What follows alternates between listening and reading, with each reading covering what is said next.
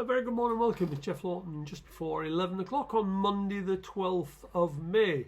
Well, we had some excellent racing in the last 10 days or so, but we're certainly back to earth with a bang today.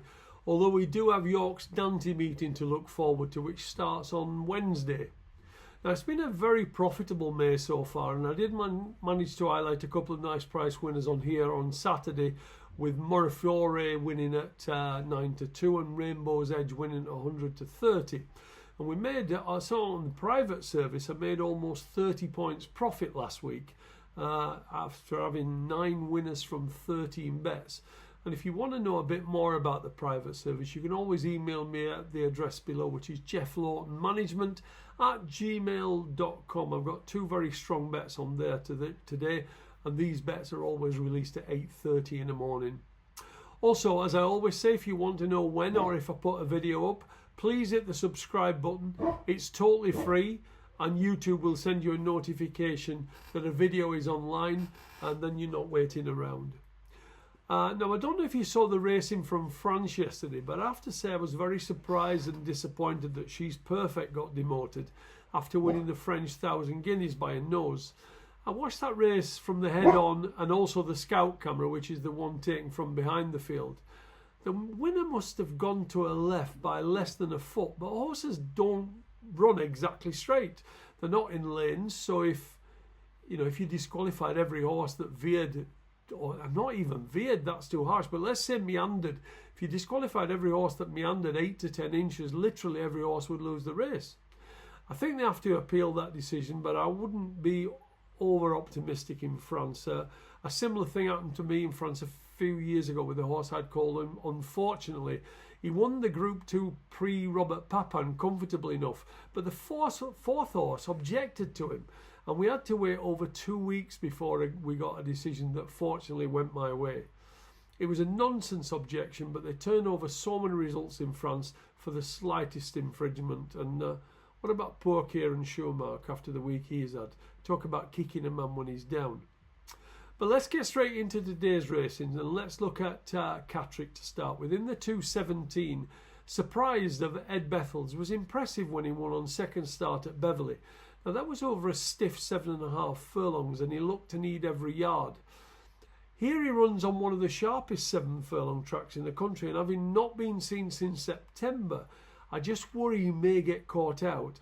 Having said that, I don't really like the second favourite, George Can Do It. He's had plenty of chances and always seems to come up short. He has ability, but he's not a horse I could ever back. If Surprise is sharp enough into his stride and gets a reasonable position, he should be finishing better than anything. In the 4:17, Spring Chorus ran 7 days ago. That was his first start for Michael Harrington, and he fairly bolted up at Beverley by 5 lengths and runs under a £5 penalty today. In this case, I wouldn't worry about the difference in tracks because he had the race won over 2 furlongs out. Now, he's also sure to go up more than the £5 penalty that he carries today. I would expect he'd go up about £9, so he should be like £4 well in today. Let's go to Windsor in the 5:33. There are 3 at the head of the market here. Gordon Norse, who won a moderate race well at Wolverhampton by 7.5 lengths. There's nothing really come out of that race to tell me how good the form is, but I suspect it wasn't a lot. He also runs in a hood and was still a little bit keen last time, but Ashim Murphy takes over this evening, and there's no better pair of hands in racing. Lazar of Richard Hughes ran his best race last time at Kempton, but he was caught late on, but I was more taken by Rafe Beckett's £220,000 or guineas, I should say, purchase, Top Warrior, who took a huge step forward on second start at Kempton last time when he quickened up impressively to come away from 2 last time out winners. They were so impressed that an entry has been made for him in the Commonwealth Cup, which is a Group 1 race at Royal Ascot next month. He'll need to win this pretty well to have any chance of even lining up there. In the 7:35, Boulders Brass has come out. He's won his last 4 races. That should leave the way clear for Golden Circe, who was touched off by a well-handicapped horse of Hughie Morrison's recently at the last meeting at Windsor. Now that was over a mile, 3.5 furlongs, and I think the drop to a 1.25 miles will help. but I'm told he's not the soundest of horses. He's one realistic challenger according to the betting is Sir Edward Lear, who we haven't seen for 196 days. But that doesn't usually matter coming from James Owen's yard. Having said that, I remember the race he won at Ripon last year, and that was a very, very poor race. So I'm just going to cover them 4 races today. I'll leave it for there today.